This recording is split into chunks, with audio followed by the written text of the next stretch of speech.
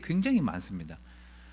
그래서 여러분들에게 바라기는 이 말씀이 꼭 이렇게 한 번에 이렇게 전달은 되지만 꼭 욥기를 안 읽으셨다면 올해 꼭 한번 욥기를 읽으시면서 정리해 가시기를 바라겠습니다. 지금 제가 보려고 하는 구절은 욥기에 나오는 구절은 아닌데 신약에 넘어와서 욥에 대한 이야기를 거론한 성경이 나오는데요. 그 부분을 보면서 여러분들하고 좀 오늘 얘기를 하려고 합니다. 오늘 그냥 제목은 이렇게 정했어요. 욥의 이야기가 곧 나의 이야기다. 욥의 이야기가 곧 우리 자신의 이야기다. 이런 제목으로 여러분들하고 좀 말씀을 전하려고 하는데 야고보서에 욥에 대한 이야기가 나옵니다. 아마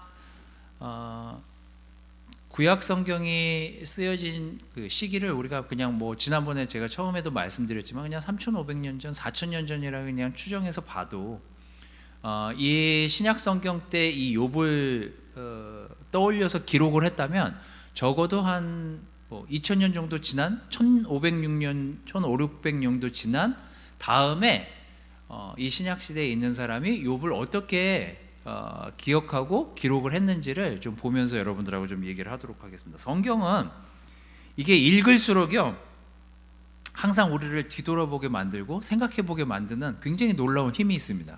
그래서 여러분들이 성경을 이렇게 수시로 보는 게 삶에 진짜 많이 도움이 된다는 거, 저는 그런 걸 좀 많이 느끼면서 사는 것 같아요. 그래서 한번 좀 읽어보도록 하겠습니다. 노란색으로 내용이 이렇게 보여지는 부분들은 그냥 제가 오늘 하려고 하는 대부분의 내용이 이 안에 담겨 있기 때문에 눈여겨서 여러분들이 보시라고 색을 좀 바꿔왔습니다. 우리 여기 계신 분들은 같이 좀 읽을까요? 우리 집에서 보시는 분들은 함께 가족끼리 읽으시기를 바라겠습니다. 자, 시작. 이제 여러분, 심판을 받지 않으려거든 서로 원망하지 마십시오. 심판하실 분이 이미 문 앞에 서 계십니다. 여러분은 고난을 참고 이기며 주님의 말씀을 전하던 예언자들을 본받으십시오. 우리는 끈기 있게 참아낸 사람들을 행복하다고 말합니다. 여러분도 욥의 인내에 대해서 들었고 마지막에 하나님이 그에게 축복해 주신 것을 알고 있겠지만 하나님은 자비와 동정심이 많으신 분이십니다. 형제 여러분, 무엇보다도 맹세하지 마십시오. 하늘이나 땅이나 그 어떤 것으로도 맹세하지 마십시오. 그런 것은 그렇다고 말하고 아닌 것은 아니라고 분명하게 말하여 하나님의 심판을 받지 않도록 하십시오. 여기까지가 오늘 여러분들하고 볼 내용입니다.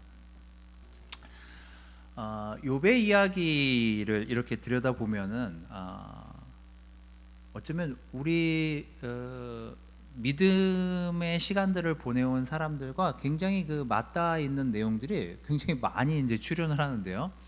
여러분 이제 어떤 분들인지 모르겠어요. 42장까지 주로 고난에 대해서 시작하는 부분은 1장, 2장, 2장 욥이 이렇게 피해를 입고 이렇게 고난을 당하기 시작합니다. 뭐 이런 내용이 1, 2장에 나오는데 대부분의 내용은요 신기하게도 그 고난받는 과정에서 그 친구들과의 대화가 대부분의 이 장의 내용을 할애하라 합니다. 신기하죠? 누군가 고난받고 있는데 거기에서 친구들이 찾아와 가지고 많은 얘기를 하는 게 이 내용에 담겨 있다라는 게 전 신기했어요. 좀 고난에 대한 이야기를 더 많이 하고 정말 힘든 와중에 있는 사람한테 이 고난을 어떻게 지나가야 될 것인지를 함께 이런 것들을 얘기했었으면 좋았을 것을, 이 안에는 되게 맞는 말 같지만 가시도 친 말들도 많고요, 맞는 말 같지만 꼭 지금 그런 얘기를 해야 되나? 라고 시점을 좀 떠올리게 만드는 내용들도 굉장히 많이 나옵니다. 그게 37장까지 계속 이어져서 나와요. 그 다음에 그 회복되는 부분이 38장, 42장 이렇게 나오게 됩니다. 친구들과 그 엘리후의 조언을 이렇게 좀 간략하게 정리를 좀 해왔는데요. 그냥 이런 거예요. 고난은 다 이유가 있는 거야. 고난은 다 너가 무슨 죄가 있거나 문제가 있어서 이렇게 된 거 아니겠니? 친구들은 대부분 다 이렇게 이야기를 합니다.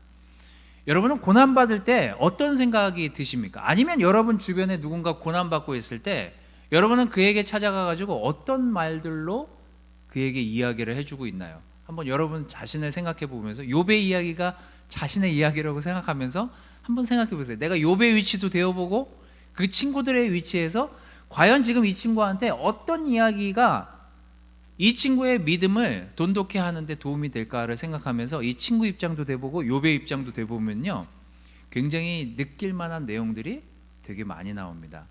근데 다 이런 얘기들이에요. 틀린 얘기들은 아니거든요. 죄는 다 결과를 동행하게 돼 있어. 인과응보인 거죠. 다 원인이 있으니까 네가 이렇게 된 거야, 뭐 이런 얘기들이에요. 그 다음에 어떤 친구는 하나님의 공의가 얼마나 큰데 너가 하나님을 원망하니, 뭐 이런 얘기들. 그러면서 욥을 너 이렇게 이런 태도를 가지면 안 돼, 너 이렇게 살면 안 돼, 하나님이 다 너한테 이렇게 고난을 준 건 이유가 있는 건데 왜 이런 태도를 가져? 근데 저도 예전에 이렇게 얘기한 적이 좀 있었더라고요. 우리가 제자 훈련을 한다고 도전을 준다라고 했지만 과연 그 도전이 그 시기에 그 적절한 도전이었나? 를 좀 생각해 보게 되는 친구들의 발언이라는 생각이 들었어요. 저도 또 반대로 누군가 나한테 제자 훈련 줄 때 난 지금 이렇게 힘든데 꼭 저에게 지금 이렇게 나한테 도전을 줘야 되나? 저는 이런 적도 좀 있었거든요. 여러분은 어떠신지 모르겠어요. 여러분들의 제자 훈련 관계에서 여러분들은 어떤 경험들이 있으신지 모르겠지만 이 얘기를 꼭 이 시점에 했었어야만 할까? 내가 이 말을 꼭 이 시점에 쟤한테 했었어야 될까? 이런 생각을 할 만한 내용들이 이 욥에 굉장히 많이 나옵니다. 욥기에. 고난 중에 있는 욥에 대한 이해, 사랑은 과연 그 안에 있었을까? 어쩌면 이렇게 인간적인 이야기들로 이 친구들을 얘기했다면 엘리후는 신의 입장에서 얘기를 하거든요. 하나님이 지금 이 상황을 어떻게 보길 원하시는지, 하나님은 지금 이 상황을 어떻게 지나가길 바라시는지, 뭐 이런 얘기예요.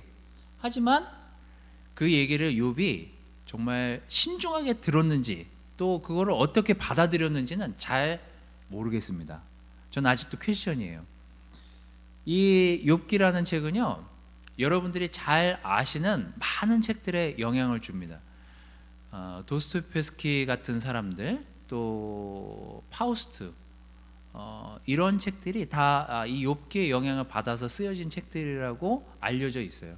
그만큼 문학적으로도 굉장히 가치가 있는 책이기 때문에 읽어보면 굉장히 이 안에서 어떤 갈등이 느껴지는지, 이 안에서 나는 어떤 판단을 할 수 있는지를 많이 돌아보게 해주는 책이기 때문에 여러분들이 요즘 어떤 상황에 있는지 모르겠지만 한 번쯤 읽어보고 생각해 볼 만한 굉장히 좋은 책입니다. 어떤 분이 제가 지난주에 이제 설교를 하고 이렇게 오면은 가끔 이제 저한테 설교가 어땠는지 이렇게 문자를 보내시는 분들이 있는데 제 나이를 물어보시길래 제 나이를 대답했더니 요즘 계절쯤 나이시네요, 이렇게 표현을 하시더라고요.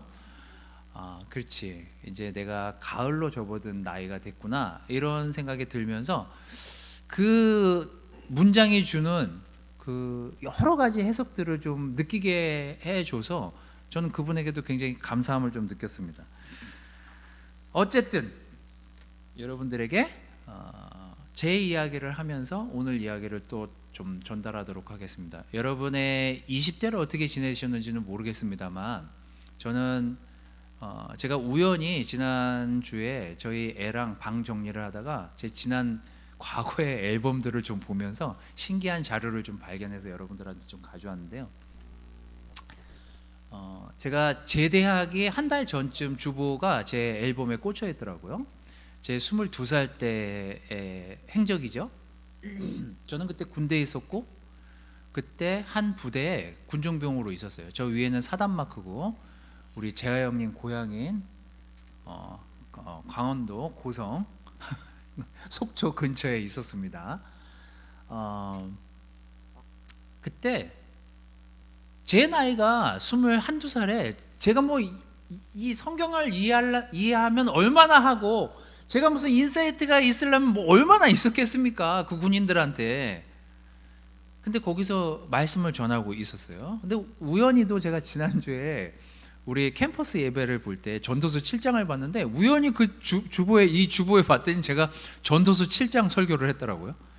하여튼 뭐 뒤에 보니까 제가 전도서 7장으로 설교를 했더라고요. 하여튼 저의 22살 아마 23살 넘어가는 그 시점의 기록 행적이었던 것 같아요. 저는 그때 군대에 있었고 군대에서 군인들에게 말씀을 전하고 있었습니다. 무슨 확신이었는지는 잘 기억나진 않아요. 어쨌거나 거기서 열심히 말씀이라는 것들을 가르치고 전달하고 있었던 사람이었던 것 같아요. 그리고 93년 5월 제가 뭘 하고 있었는지 행적이 또 거기 뭐 주보가 하나 꽂혀 있길래 봤더니 제대를 하고 어떤 감리교회에서 교육전도사를 하고 있었더라고요.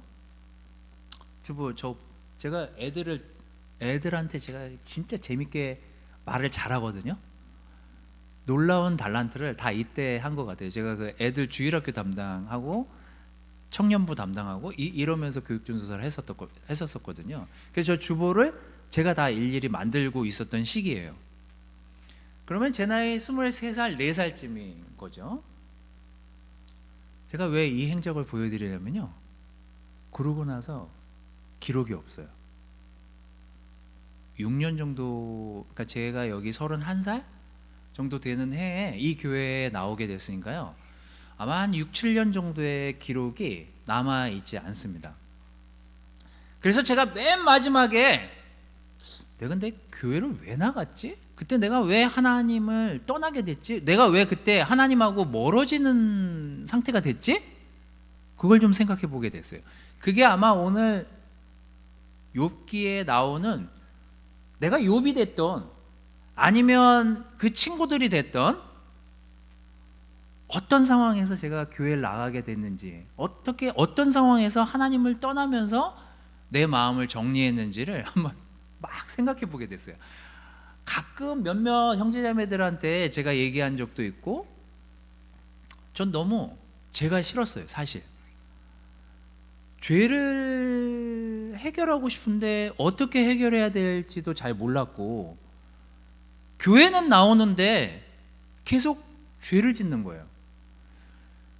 어느 날 너무 혼란스러웠어요.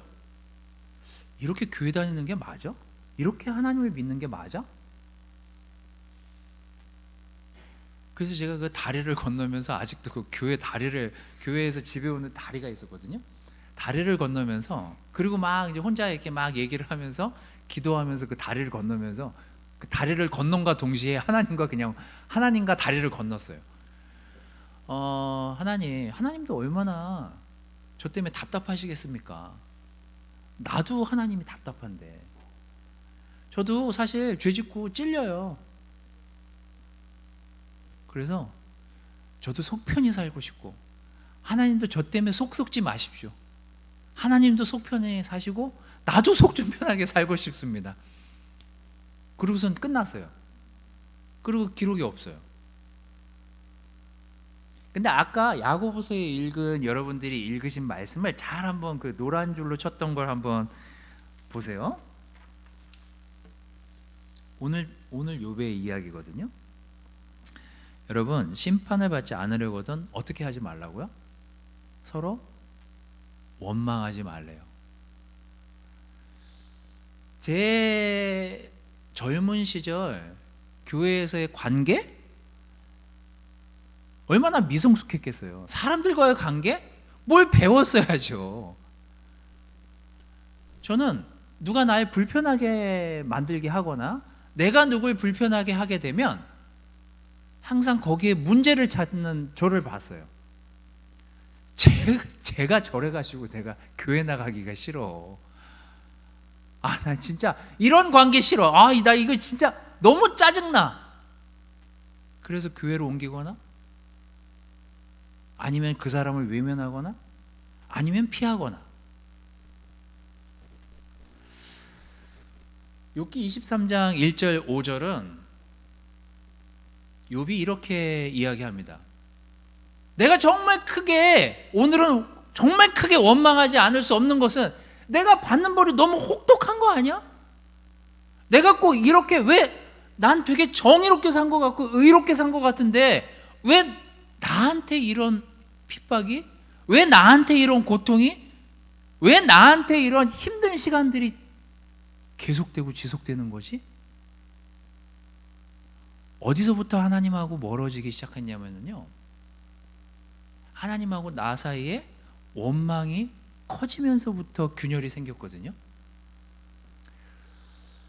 내가 하나님을 발견할 수 있는 것을 알고 그것으로 갈 수만 있다면 내가 그분 앞에 나아가 내 문제를 내어놓고 변명하며 또 나에게 대답하시는 하나님의 말씀을 듣고 그 말씀을 깨달을 수 있을 텐데, 왜 하나님은 지금 내가 이렇게 간절히 찾는데 대답도 없고 상황도 나아지지도 않고 문제는 문제대로 그대로 있고, 도대체 하나님 어디 계신 거야?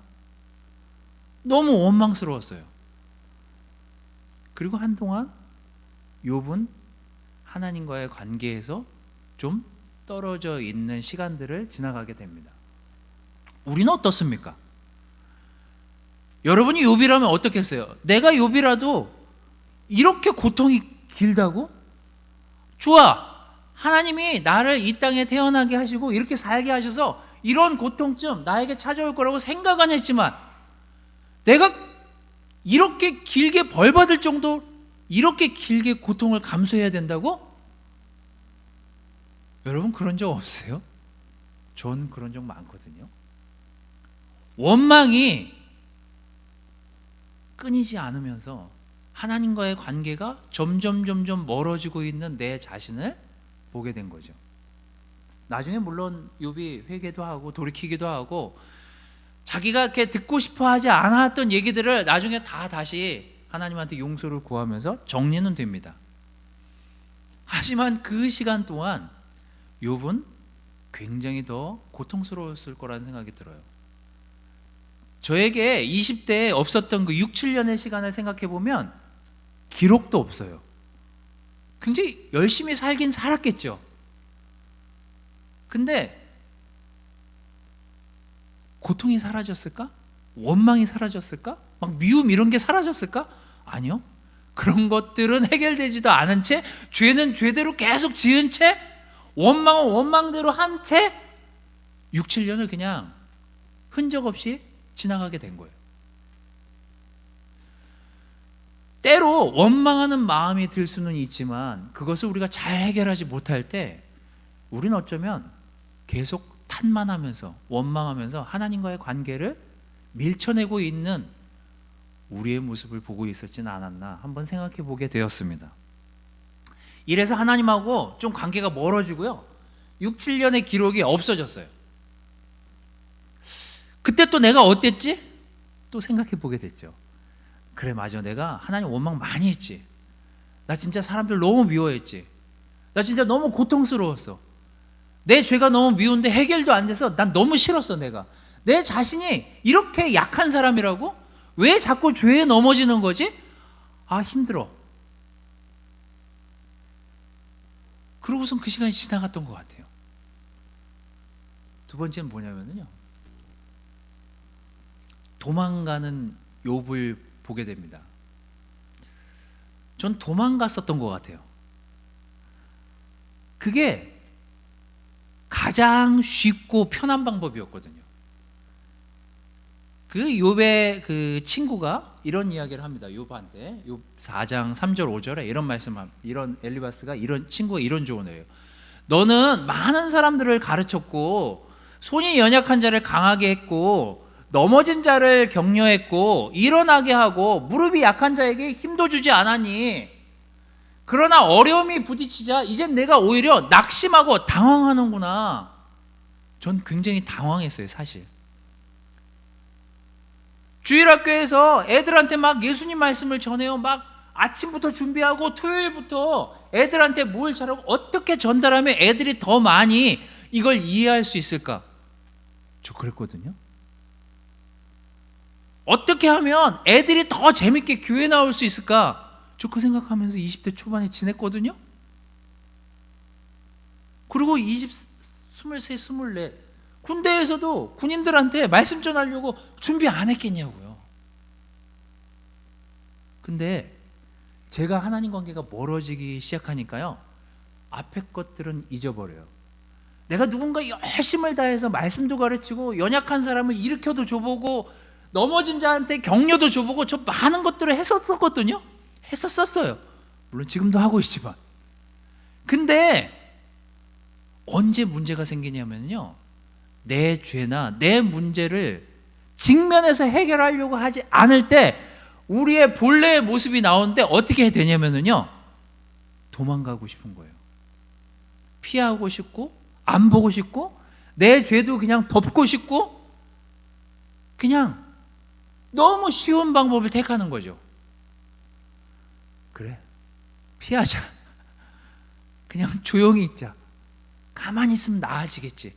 좀 멀리 떨어져 있으면 나아지겠지. 제가 원래 이렇게 회피하는 성격이에요. 가만 보면 뭘 이렇게 직면하는 걸 굉장히 어려워하는 성격이라는 걸 이제 나중에 알게 됐죠. 아, 이래서 하나님 관계가 더 가까워지지 못한 계기를 내가 만들게 됐구나.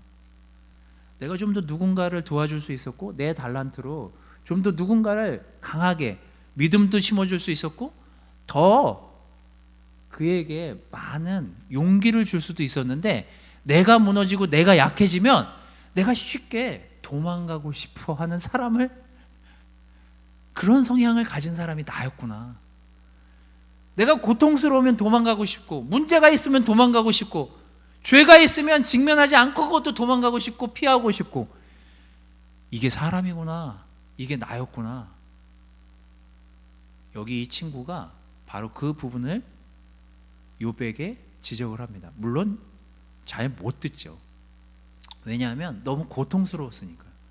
이 상황을 지나가고 있는 이 시간이 너무 고통스러웠으니까. 욥에게는 진짜 어느 날 갑자기 정말 날벼락도 아닌 날벼락 그 이상 큰 벼락, 정말 엄청난 벼락을 맞은 거예요. 우리의 삶에서 일어나고 있는 많은 죄의 문제들, 여러분 개인이 안고 있는 어떤 해결되지 못하는 어떤 마음의 문제들, 하지만 여러분 우리가 이 시간 그것들을 직면하고 풀어내지 못한 상태에서 도망가기 시작한다면요, 우리는 결코 하나님과 가까워질 수 없음을 이해하셔야 됩니다. 저는 바라기는 내가 요즘 고통스러운 상황에 놓여 있다, 이 고통스러운 시간들을 어떻게 영적으로 지나갈 수 있을까를 고민하고 기도를 부탁하고 조언을 구하는 삶을 살 것인지, 아니면 계속 피하고 보고 싶어 하지 않아 하고 도망가고 싶어 하는 사람인지를 돌아보시기를 바라요. 욥이 긴 시간 동안 이 대화에서 빠져나오지 못하는 이유 중에 하나는요, 어찌할 바를 몰라요. 친구들도 조언을 주지만 욥도 받아들일 준비가 안 돼 있는 상태에서 어떻게 해결해야 될지를 몰라요. 그래서 그가 오락가락 하는 와중에 그는 도망갈 생각도 해요. 어쩌면 우리의 모습과 굉장히 맞닿아 있는 부분이라는 생각이 들었습니다. 여러분은 어떠신지, 또 여러분의 판단들은 어떠신지 여러분 스스로에게 물어보시는 시간이 되시기를 바라겠습니다. 근데 제가 이 42장 이 뒤에 돌아와서 38장 이제 이 이후로 들어가 보면 욥이 점점 자기 자신의 모습을 보게 되고, 돌아와서 그래도 내가 하나님을 떠나지 말아야 되는구나, 내가 돌이켜 희망을 찾아야 되겠구나 라고 하면서 회개의 모습으로 하나님께 돌아오죠. 이게 이제 그 뒤에 나오는 내용들입니다. 욥기 42장 3절에서 6절이요. 이제 이렇게 자기가 지나온 시간들을 되돌아보면서 하나님께 이렇게 회개하는 목소리로 이야기를 전달합니다. 그 무식한 말로 주의 뜻을 흐리게 하는 자가 누구겠습니까? 바로 나입니다. 내가 이해할 수 없는 말을 하였고 너무 신기하여 내가 알 수도 없는 말을 하였습니다. 전에는 내가 주께 대하여 귀로 듣기만 했는데 이제는 내 눈으로 주를 직접 보았습니다. 그래서 내가 말한 모든 것을 부끄럽게 여기며 티끌과 제 가운데서 회개합니다. 저는 이렇게 좀 정리를 좀 하고 싶습니다. 만약에 여러분이 욥이에요. 나중에 이제 희망을 다시 노래하면서 회개하고 다시 하나님께서 복을 주시게 됩니다. 이 스토리는 그냥 해피엔딩으로 끝나요. 하지만 저는 해피엔딩으로 보고 있지는 않습니다. 잘 보세요. 저한테 지금 사랑하는 아내가 있어요. 그리고 우리 사랑하는 자녀들이 있죠. 재산은 욥만큼 많지는 않습니다만 그래도 뭐 가난한 축에 든다고 생각하진 않아요. 잘 생각해 보세요. 어느 날 저에게 제 아내, 제 아이들, 제가 가지고 일궈왔던 재산 모든 거를 한순간에 뺏긴다고 생각해 보세요. 어떻겠어요? 좌절하겠죠.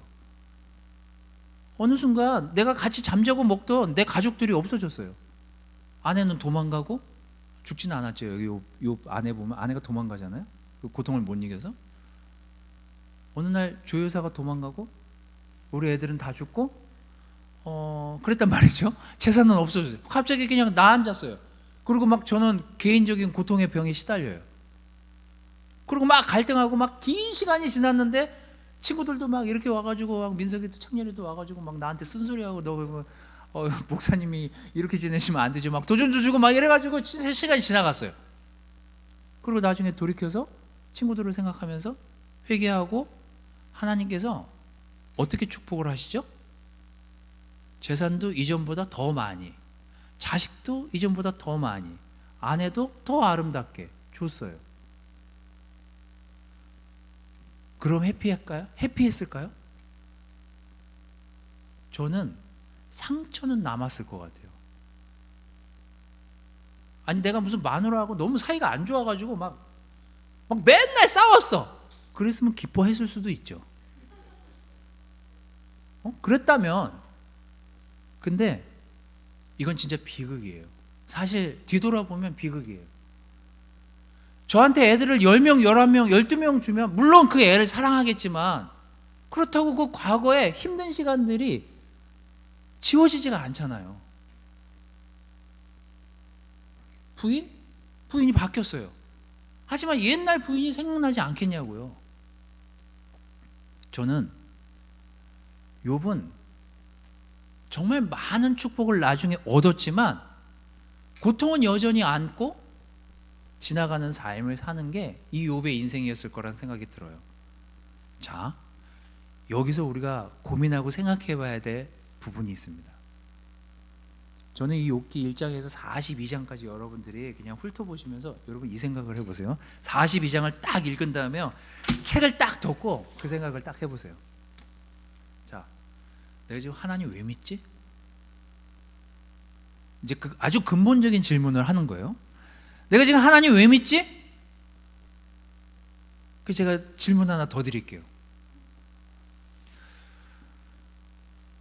만약에 천국이 없어요. 하나님을 믿는데 천국이 없어요. 제가 요즘 누가 추천해가지고 막 무슨 동영상 보는데 거기서 천국 얘기 엄청 하더라고요. 지금 그 생각이 들어요. 천국이 없어요. 그리고 여러분 하나님 믿을 거예요? 천국이 없어요. 하나님 믿을 거예요? 고개 갸우뚱, 순간 고개 갸우뚱하게 되거든요. 이거 우리는 전지전능한 하나님을 믿기 때문에 천국을 선물로 받은 거죠. 천국을 위해서 하나님을 믿는 게 아닌 거예요. 잘 생각하셔야 돼요, 여러분. 여러분이 선택한 건 천국이 아니에요. 전지전능한 하나님을 믿는 거죠. 우린 때로 내가 하나님을 믿으면 이렇게 잘 풀리겠지, 이렇게 잘 되겠지. 어쩌면 하나님을 믿으면서 처음에는 순수했을지 모르겠지만 나중에는 뒤에 거가 더 커져서 하나님을 믿고 있는지도 모르겠어요. 욥이요? 전 고통스러웠을 것 같아요. 다 남았죠. 재산도 다 돌려받고 다 원상복귀 되고 다 행복함을 다 얻은 것 같지만 그에게 여전히 과거의 그런 잔 고통들은 힘들었던 그 시간들은 마음속에 계속해서 남았을 거라는 생각이 들어요. 자, 그렇다면 우리가 오늘 우리가 살아가고 있는 이 세상에서의 욥이 아닌 나로 살면서 나는 요즘 어떤 문제에 직면했을 때 어떻게 반응하는지를, 하나님께 어떻게 나아가는지를 생각하는 것이 지혜로운 삶이 아닐까, 그런 생각이 들었습니다. 여러분, 우리는 어떤 고통의 시간에 그 문제를 피하고 싶어 하는 사람인지, 아니면 정말 하나님한테 항변하면서 정말 하나님과 멀어지는 그런 삶을 살고 있지 않은지, 아니면 정말 다시 무릎에 힘을 주고 손에 힘을 줘서 하나님께 희망을 이야기하는 내 삶으로 바꿀 것인지에 대한 선택은 오늘도 여러분에게 계속해서 주어지고 있다는 사실. 이게 이 지혜서에 나오는 전반적으로 우리에게 전달하고 싶은 내용들이 이 세 가지의 이야기입니다. 삶에 늘 문제가 있고 관계에 늘 문제가 있지만 거기에서 우리가 지혜를 배우기를 바라고요. 지금 현실을 지혜롭게 보기를 바라요. 고난에서 배우는 지혜가 여러분들한테 생기기를 바랍니다. 자, 한자로 제가 적어오면서 정리를 하겠습니다. 원망. 하지만 원망도 바랄 망자를 써요. 하나님을 탓하고 하나님께 원망스러움을 이야기하지만 그래도 뭔가 바라는 게 있으니까 원망하는 거겠죠? 여러분이 피하지만 않으면 돼요. 희망은 뭐 우리에게 좋은 단어니까 이건 제끼도록 하겠습니다. 여기도 바랄 망자였어요. 근데 제일 이 쓰리망 중에서 제일 안 좋은 망이 도망이에요. 저 망은 무슨 망자예요? 망할 망자예요. 도망가봐야 누구만 손해예요? 나만 손해예요. 진짜 그거는 망하는 거예요. 저는 20대 초반까지 그렇게 열심히, 뭐 여기서도 물론 20대 여러분 열심히 여기 오셔서 신앙생활 하신 분들 얘기 굉장히 많이 들었습니다. 제가 지난주에도 이제 결혼분들 만나서 얘기 들어보면 진짜 이런 하드웨어를 갖춘 교회가 없습니다. 좀 정말 자랑스러워요. 여기 있는 형제자매들. 20대에 청춘을 바쳐서 진짜 순수한 마음으로 복음을 전하고, 무슨 지하철에서 저기에서 내가 지난주에도 뭐 2억 3억 주겠다고 얘기는 했지만 자, 돈 안 주고도 여러분들은 진짜 열정을 다해서 복음을 준 거였잖아요.